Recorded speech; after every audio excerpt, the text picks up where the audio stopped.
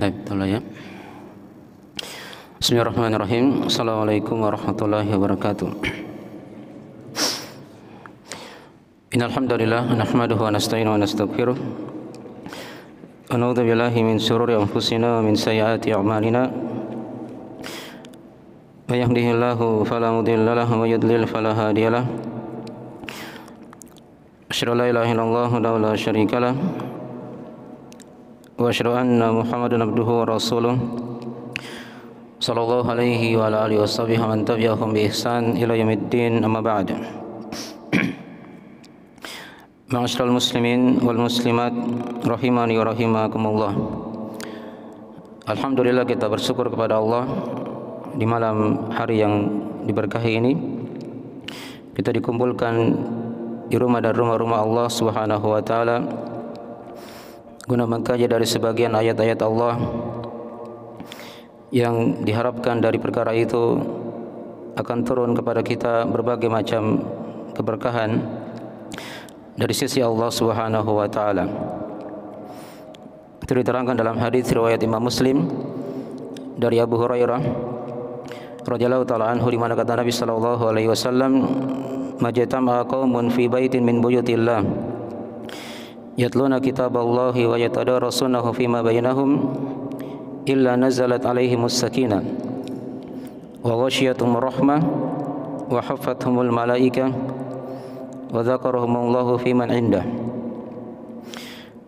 Kata Nabi, tidaklah suatu kaum berkumpul di rumah dan rumah-rumah Allah, di masjid dari rumah Allah Subhanahu wa taala. Mereka membaca kitab Allah, yatluna kitab Allah wa yatadarasunahu fima bainahum, saling mempelajari di antara mereka. Jadi ada ayat yang dibaca, kemudian diterangkan makna ayat tersebut. Ini merupakan majelis ilmu yang sangat diberkahi oleh Allah. Maka Nabi terangkan di situ ada 4 keutamaan.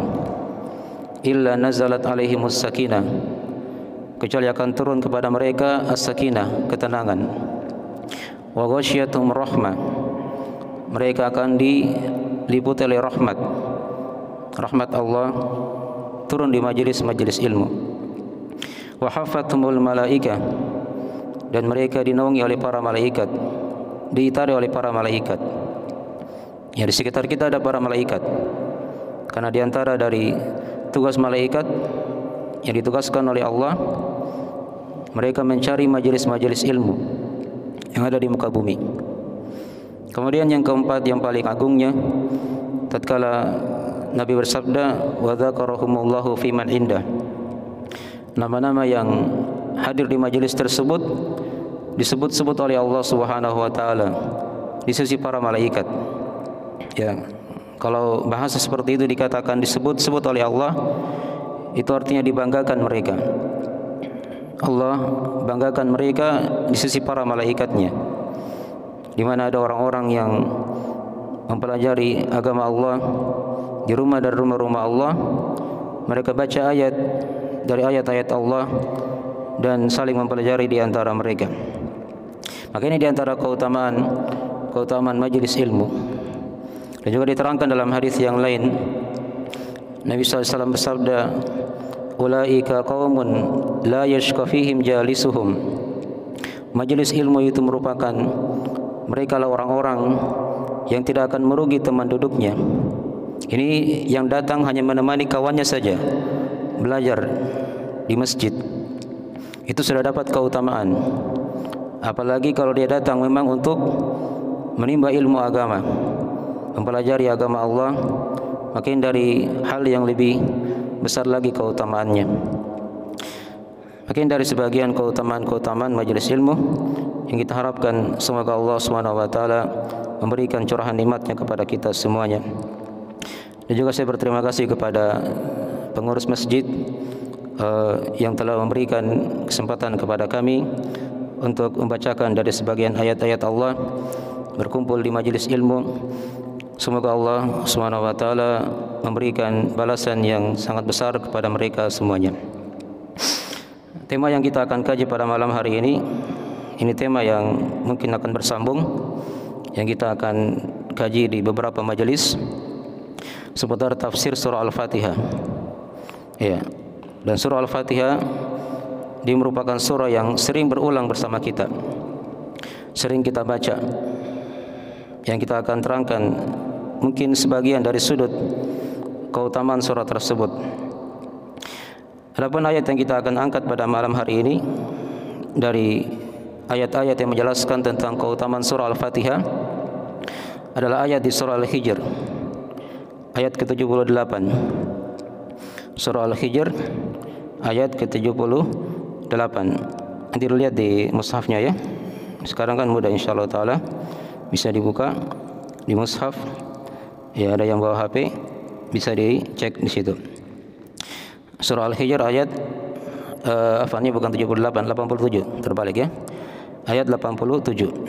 Nah, ini di antara ayat-ayat yang menjelaskan tentang keutamaan surah Al-Fatihah.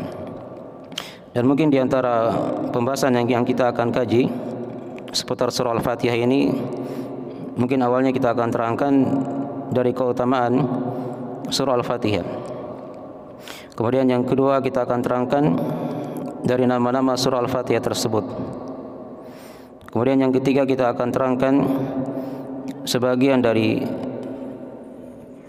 kewajiban yang kita diwajibkan, disyariatkan sebelum membaca Al-Quran, yaitu seorang membaca A'udzubillahi minasyaitonirrajim. Dan sekaligus nanti ada pembahasan seputar Bismillahirrahmanirrahim. Nah, barulah setelah itu kita masuk menjelaskan dari tafsir surah Al-Fatihah ini. Jadi memang ini majelis tidak bisa kita selesaikan satu kali ya.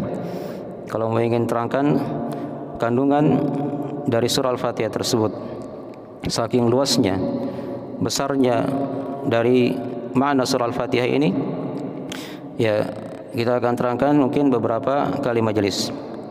Ya. Ayat yang kita akan angkat pada malam hari ini adalah ayat di surah Al-Hijr tadi, ayat 87.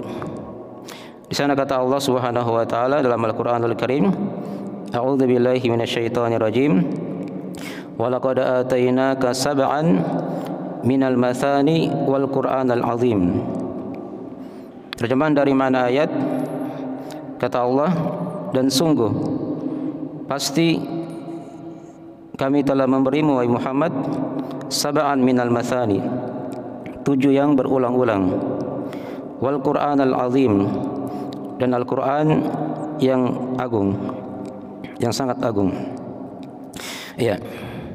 Di sini ada beberapa penafsiran di kalangan ulama dalam menerangkan apa makna dari 7 yang berulang-ulang ini. Ya, 7 yang berulang-ulang. Karena dikatakan tadi sab'an minal mathani. Kata Allah, sungguh kami telah berikan engkau wahai Muhammad 7 yang berulang-ulang. Ya, sebagian ulama ada yang mengatakan 7 di sini itu maksudnya surah Al-Fatihah. Adalah surah Al-Fatihah. Karena Al-Fatihah itu 7 ayat. Itu hal yang disepakati oleh para ulama ahli tafsir. Al-Fatihah jumlahnya berapa? 7 ayat. Walaupun nanti cara menghitungnya itu ada yang berbeda di situ ya. Tapi sepakat mereka Al-Fatihah itu 7 ayat. Ini diantara dari penafsiran dari 7 yang berulang-ulang. Kemudian diantara ulama juga yang mengatakan 7 yang berulang-ulang di sini maksudnya itu 7 surah yang panjang secara berurut dalam Al-Qur'anul Karim. Ya, kita lihat dari awal surah Al-Qur'an kan, itu surah Al-Baqarah. Ya, setelah Al-Baqarah surah Ali Imran. Ya, setelah Ali Imran surah An-Nisa. Ya, setelah An-Nisa surah Al-Maidah. Ya. Setelah Al-Maidah surah apa? Al-An'am. Ya. Setelah Al-An'am surah Al-A'raf. Yang ketujuh itu gabungan antara surah Al-Anfal dan surah At-Taubah. Ini dihitung satu surah ya di sisi para sebagian ulama. Karena dia tidak dipisah dengan Bismillahirrahmanirrahim. Ya. Itu pendapat yang kedua ya. yang mengatakan 7 yang berulang-ulang di situ adalah apa? 7 surah yang panjang tadi. Surah Al-Baqarah, surah Al-Imran, surah An-Nisa, surah Al-Maidah, ya, surah apa? Al-An'am, surah Al-A'raf dan surah Al-Anfal bersama dengan surah At-Taubah. Ya, bersama dengan surah At-Taubah. Ya. Walaqad atainaka sab'an minal mathani. Dan sungguh kata Allah, kami telah memberimu Muhammad 7 yang berulang-ulang. Ya, dua penafsiran ini tidak ada masalah. Mau dia ditafsirkan dengan surah Al-Fatihah, itu dari hal yang benar. Karena Al-Fatihah adalah surah yang kita baca. Ya, di sepanjang dari kehidupan kita, siang dan malam dalam salat kita kan. Atau 7 yang panjang tadi itu juga dari hal yang dibaca oleh kaum muslimin berulang-ulang juga. Ya, kalau mereka ingin targetkan khatam apa? Al-Qur'anul Karim. Itu pasti dia akan melewati surah Al-Baqarah, Al-Imran dan 7 yang sudah diterangkan tadi itu kan. Ya. Nah, wal Qur'anal azim. Potongan ayat yang kedua dikatakan di situ dan Al-Qur'an yang agung. Al-Quran yang agung. Ini kata para ulama di antara penafsirannya, ya, ini bentuk pengikutan sebagian dari keseluruhan. 7 tadi kan sudah di situ masuk Al-Quran kan? Apakah dia kembali kepada surah Al-Fatihah atau kembali kepada 7 surah yang panjang tadi itu? Diikutkan setelahnya di situ Al-Quran yang agung. Ya, Al-Quran yang agung. Ini bentuk pengikutan setelah disebutkan sebagian, disebutkan seluruhnya begitu. Artinya Nabi kita juga diberikan oleh Allah seluruh Al-Quran. Ya, bukan hanya 7 tadi itu kan? Ya, bukan hanya 7 surah Al-Fatihah, 7 ayatnya atau 7 surah yang panjang, tapi seluruh Al-Quran Allah telah berikan kepada Nabi kita, Nabi Muhammad sallallahu alaihi wasallam. Jelas ya? Ini mana ringkas dari ayat ya. Walaqad atainaka sab'an minal mathani wal Qur'anal azim. Dan sungguh kata Allah, kami telah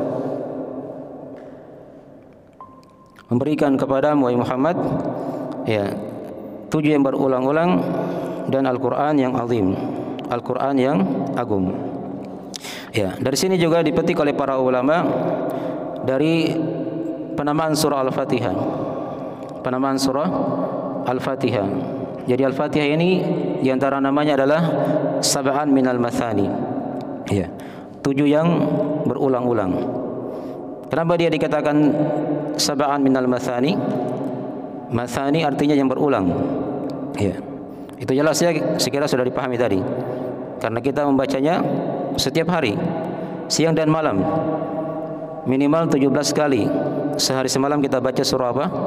Al-Fatihah, kan begitu. Ya, itu satu sebabnya. Kenapa Al-Fatihah dia dikatakan apa? Sab'an minal mathani. Kemudian yang kedua diantara juga dari sebabnya kenapa dia dikatakan sab'an minal mathani, tadi sudah diterangkan. Karena jumlah ayatnya itu ada 7 ayat menurut kesepakatan ulama. Ya, sudah 2. Jawaban yang ketiga, kenapa dia dikatakan sab'an minal mathani? Karena di surah Al-Fatihah itu awal surah setelah Bismillahirrahmanirrahim itu ada ats-tsana, ada pujian kepada Allah Subhanahu wa taala. Ya. Apa ayat setelah Bismillahirrahmanirrahim? Alhamdulillahi Rabbil alamin. Gitu kan? Segala puji hanya milik Allah. Ya, Rabbil alamin. Itu ats-tsana namanya. Ats-tsana, pujian kepada Allah. Yang dibuka dengannya surah Al-Fatihah setelah Bismillahirrahmanirrahim. Ya, itu sudah 3 jawaban. Kenapa dikatakan dia sab'an minal mathani? Karena awal surah dari Al-Fatihah ini itu berisi pujian kepada Allah Subhanahu wa taala, Rabb semesta alam. Kemudian jawaban yang keempat, dia dikatakan sab'an minal mathani, ya, diambil dari kata ats-tsana atau dari kata itsnaini. Ya. Itsnaini dari mana juga dia yang lainnya diterangkan oleh para ulama, dia bermakna 2 bagian. Bermakna dua apa? Bagian. Jadi surah Al-Fatihah itu kan terbagi dua. Ada pujian kepada Allah, yang bagian keduanya ada doa. Ada apa? Ada doa. Coba perhatikannya, kita lihat dari awal ayat. Setelah Bismillahirrahmanirrahim kan, Alhamdulillahi Rabbil Alamin. Segala puji hanya milik Allah, Rabb semesta alam. Itu pujian. Ya. Yang kedua, Ar-Rahmanir-Rahim. Ya, disebut dua nama Allah lagi. Allah yang Maha Pengasih, lagi Maha apa? Penyayang. Ini kan pujian juga. Yang ketiga, Malik Yaumiddin. Ya. Penguasa atau yang memiliki hari pembalasan. Ini kan semua pujian-pujian ya kepada Allah Subhanahu wa taala. Ah, pertengahannya di situ apa? Iyyaka na'budu wa iyyaka nasta'in. Hanya kepadamu ya Allah kami beribadah, dan hanya kepadamu lah kami memohon pertolongan. Nah, setelah ini itu isinya doa semua. Ya. Ihdinas siratal mustaqim. Tunjukilah kami ya Allah jalan yang lurus. Siratal ladzina an'amta alaihim. Jalannya orang-orang yang Kau telah beri nikmat kepada mereka. Ghairil maghdubi alaihim waladdallin. Bukan jalannya orang-orang yang dimurkai, dan juga bukan jalannya orang-orang yang apa? Yang sesat. Ya. Nah, itu juga di antara ulama ada yang mengatakan seperti itu. Dia dikatakan sab'an minal mathani karena dia terbagi dua, berisi pujian dan berisi doa seorang hamba kepada Allah Subhanahu wa taala. Ini jawaban-jawabannya diterangkan oleh para ulama dari makna sab'an minal mathani ini, dari penamaan surah apa? Al-Fatihah. Ya. Baik, ini dari satu pembahasannya seputar ayat yang telah kita bacakan tadi itu. Walaqad atainaka sab'an minal mathani. Dan sungguh kata Allah, kami telah memberi Muhammad sab'an minal mathani, 7 yang berulang-ulang. Itulah di antara penafsiran tadi yang sudah diterangkan, yaitu surah Al-Fatihah. Baik. Kemudian kita pindah sekarang di pembahasan yang lain lagi. Karena tadi sudah disinggung dari nama surah Al-Fatihah, maka sekarang kita mulai masuk menjelaskan di antara nama-nama surah Al-Fatihah tersebut. Ya, nama-nama surah Al-Fatihah. Ya, mungkin ini sudah kita bahas juga mungkin di tempat lain ya. Tapi tidak ada masalah kita ulangi secara ringkas di masjid ini karena berbeda tempatnya ya. Dan di antara nama surah Al-Fatihah tadi sudah kita terangkan ya. Dia dikatakan 7 yang berulang-ulang, dan sudah diterangkan tadi itu apa hikmahnya. Ya, maknanya di situ kan. Baik. Kemudian penamaan yang kedua, dia dikatakan nama surah Al-Fatihah. Apa arti Al-Fatihah? Ya. Al-Fatihah itu artinya pembuka. Ya. Al-Fatah kalau dari sisi bahasanya kan dari kata apa? Al-Fatah. Kunci itu kalau dibahasakan dengan bahasa Arab namanya apa? Miftah. Ya. Dari kata fa, ta, dan apa? Ha. Ya. Kalau pintu yang terbuka dia dikatakan apa? Maftuhun, terbuka. Dari fa, ta, dan apa? Ha juga. Dipahami ya? Fathu Makkah. Apa artinya Fathu Makkah? Pembukaan kota Makkah. Nah, Fatihah sama juga. Hanya dia bermakna fa'ilnya di situ ya. Dia pembuka begitu. Ya. Jadi dia dikatakan Fatihah karena memang dia membuka Al-Qur'an. Membuka Al-Qur'an. Coba kita lihat Al-Qur'an kan. Surah yang pertama yang kita lihat ketika kita buka Al-Qur'an surah apa? Surah Al-Fatihah. Jelas ya? Itu diantaranya kenapa dia dikatakan surah Al-Fatihah. Dalam hadis riwayat Al-Bukhari Muslim di mana kata Nabi sallallahu alaihi wasallam, la salata liman lam yaqra bi Fatihatil kitab. Ya, tidak ada salat bagi siapa yang tidak membaca surah apa? Al-Fatihah. Nah, jadi dia dikatakan surah Fatihah. Dikatakan surah Fatihah.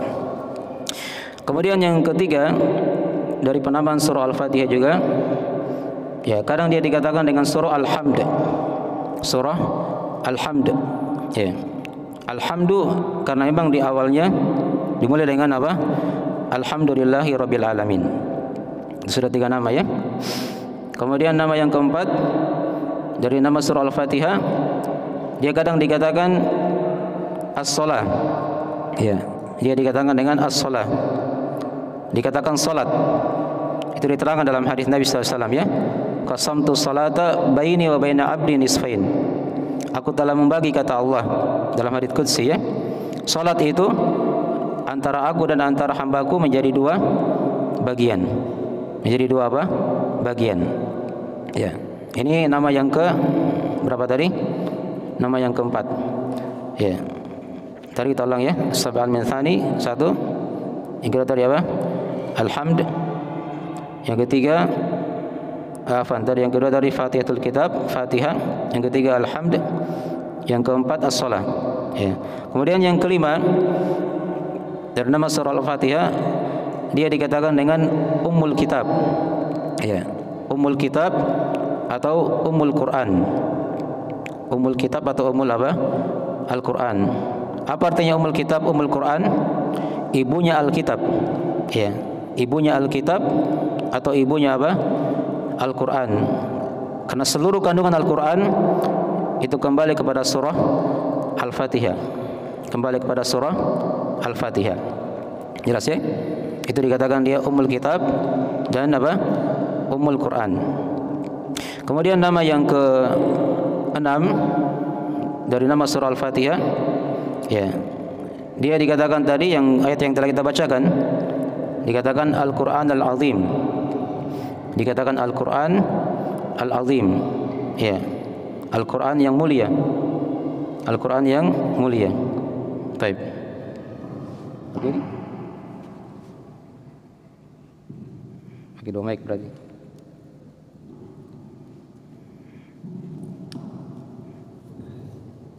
Bisa di sini saya.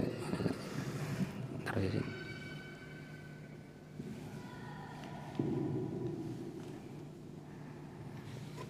Baik. Ya, jadi sudah berapa tadi? Sudah 5 nama ya.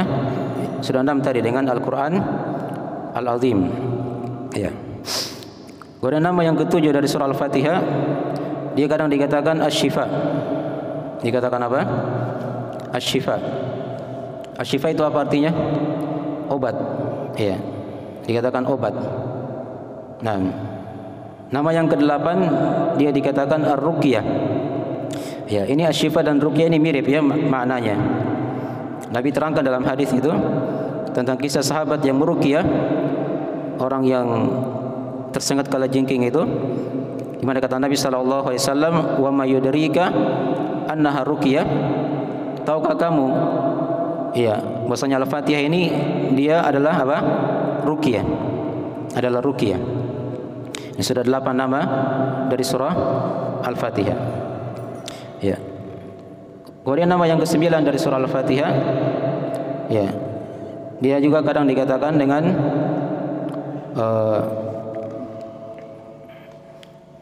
Al-Kafiyah. Ya. Al-Kafiyah ini mirip dengan tadi ya. Jadi kalau Al-Kafiyah itu artinya yang menjaga, yang mencukupi. Ya. Itu surah Al-Fatihah karena dia adalah ruqyah juga. Mirip tadi ya. Nah. Kemudian nama yang ke-10 dari surah Al-Fatihah, dia kadang dikatakan dengan Al-Waqiyah. Ya. Al-Waqiyah. Al-Waqiyah ini mirip juga tadi dengan Al-Kafiyah. Ya, yang menjaga, yang mencukupi. Baik, ini diantara nama-nama dari surah Al-Fatihah. Baik. Sekarang kita mungkin ada yang tanya juga mungkin sebagian masalah. Ini surah Al-Fatihah turun di mana? Turun di Mekah atau turun di Madinah? Ya. Ini ada selang pendapat di kalangan ulama ya. Ya, ada yang mengatakan dia turun di Mekah. Nabi masih di Mekah. Sudah ada surah apa? Al-Fatihah. Ada yang mengatakan tidak, dia turun di Madinah. Setelah Nabi hijrah ke Madinah. Iya. Ada juga yang mengatakan dia ini turun 2 kali. Ya. Turun di Mekah dan juga turun di mana? Di Madinah. Ya. Tapi yang kuatnya di sini surah Al-Fatihah dia adalah surah Makkiyah. Surah Makkiyah. Kenapa dikatakan surah Makkiyah? Ada yang tahu jawabannya? Hah? Sebelum hijrah kan? Iya. Kenapa dia turun sebelum hijrah? Salat itu kapan diwajibkan salat 5 waktu? Di Mekah atau di Madinah? Hah? Di Mekah kan? Ketika Nabi sudah tinggal di Mekah selama 10 tahun kan? Menjadi Nabi dan Rasul. Baru Nabi diangkat ke langit. Menerima perintah apa? Salat 5 waktu. Sementara dalam salat ada bacaan surah apa? Al-Fatihah. Nah, jadi dia memang di Mekah turunnya ya, bukan di Madinah. Karena kaum muslimin salat di Mekah. Tidak mungkin mereka salat kalau tidak ada surah apa? Al-Fatihah, kan jelas. Ya. Itu diantara pendapat-pendapat ya yang lebih menguatkan perkara itu. Baik. Jadi itu dibahas juga ya oleh para ulama tentang masalah turunnya surah Al-Fatihah di mana. Ya. Apakah dia di Mekah atau di Madinah, tapi yang kuat tadi sudah diterangkan dia turun di fase Mekah. Ya, di fase Mekah. Baik. Jadi banyak pembahasan-pembahasan di sini tadi ya yang sudah disinggung dari pembahasan surah Al-Fatihah ini. Baik. Mungkin ada yang tanya jawab? Mau tanya jawab atau bagaimana? Sebelum kita tutup. Jadi tadi sudah diterangkan beberapa pembahasan ya. Ada nama surah Al-Fatihah, keutamaannya sekaligus juga tadi sudah disinggung. Ya, kapan turunnya, berapa ayat dia sudah diterangkan tadi ya. Kalau nanti kita akan rinci nanti insyaallah taala di pembahasan tafsirnya lebih dalam lagi insyaallah taala. Baik. Saya persilakan kalau ada yang kurang dipahami ditanyakan sebelum kita tutup majelisnya. Nah, sampai menunggu waktu. Kayaknya masih ada 10 menit ya sampai salat Isya.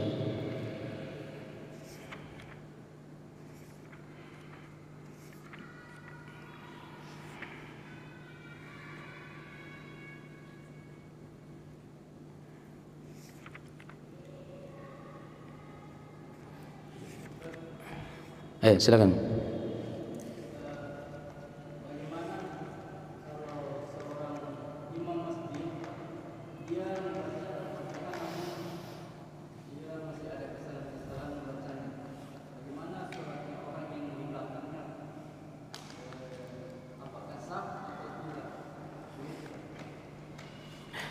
Tapi ada yang bertanya dari teman kita, bagaimana tentang masalah imam ya? Ini ada Pak Imam ini. Jadi mungkin ya. Katanya tadi yang bertanya, bagaimana kalau ada yang jadi imam kemudian ada kesalahan dalam membaca Al-Fatihah. Ini kesalahan ada 2 macam ya. Ada kesalahan besar, ada kesalahan apa? Kecil. Kalau dia kesalahan besar, misalnya contoh ya, dia rubah hurufnya misalnya kan, dia rubah huruf. Harusnya kan apa? Contoh misalnya alhamdu, tapi dia baca apa? Alhamdu. Ini kan kesalahan besar. Dia merubah arti di situ. Iya. Atau harusnya ditasydid. Iyyaka na'budu wa iyyaka nasta'in. Tapi dia baca apa? Iyyaka na'budu wa iyyaka nasta'in tanpa apa? Tasydid. Itu lain lagi artinya itu. Ini kesalahan besar juga.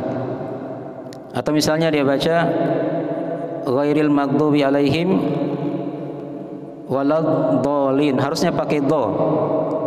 Tapi kadang dia baca apa? Waladdallin. Itu lain lagi artinya nanti. Ya. Kalau dhalin artinya ya sesat. Kalau dalin yang menunjuki, sudah beda ya artinya itu. Nah, kalau dia kesalahan besar itu jelas tidak sah ya salatnya kan, dan di belakang juga itu semua tidak sah kalau memang kesalahannya apa, kesalahan yang besar. Kalau kesalahan yang kecil ya mungkin dia kurang panjang saja misalnya ya, atau sudah betul makhrajnya hanya belum kena baik-baik, itu tidak ada masalah ya. Jadi dilihat situ ya, dalam masalah itu hukum umum, itu hukum umum ya. Jadi tidak sembarang memang jadi imam itu ya. Jadi kita belajari dulu cara baca Al-Quran dengan bagus ya, terutama surah Al-Fatihah ya, agar ini menjadi apa? Hal yang bekal untuk kita semua dan juga untuk masyarakat ya secara umum kan seperti itu. Baik, itu di jawaban ringkas tadi ya. Ya, dalam masalah ini. Baik. Nah, yang lainnya? Ayo silakan.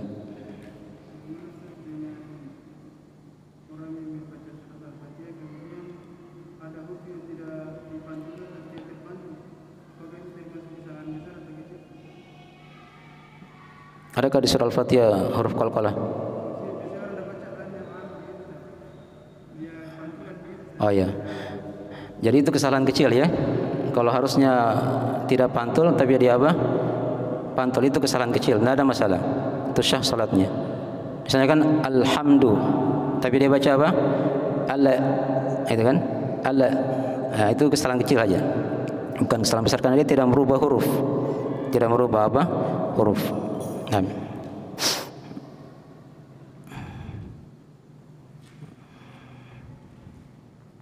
Ayo silakan.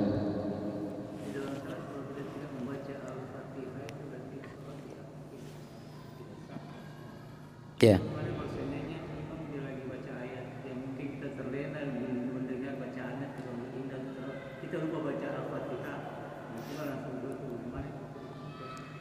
Ya, ada yang bertanya di sini. Tadi kan sudah kita baca hadisnya kan, la salata lima lam yaqra bi Fatihatil kitab. Tidak ada salat bagi siapa yang tidak membaca surah Al-Fatihah. Itu yang jelas, hadisnya umum di sini ya. Berlaku untuk imam dan apa? Makmum. Salat jahriyah atau salat sirriyah sama saja. Ya. Dipahami ya? Sendiri atau berjamaah. Nah.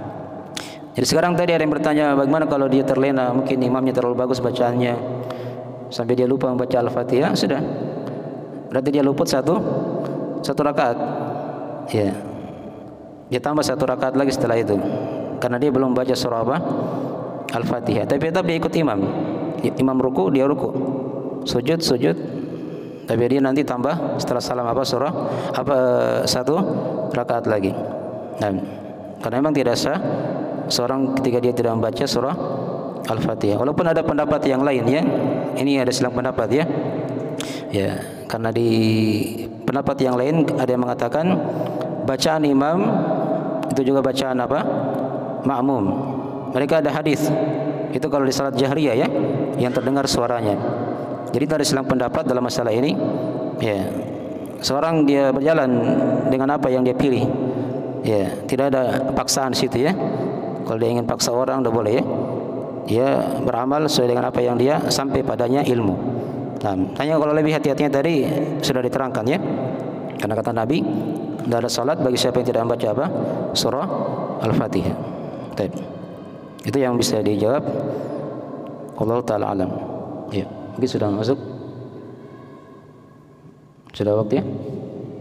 Ya, Imam? Ya. Saya kira sudah masuk. Nanti kita sambung lagi insyaallah taala. Masjid lain.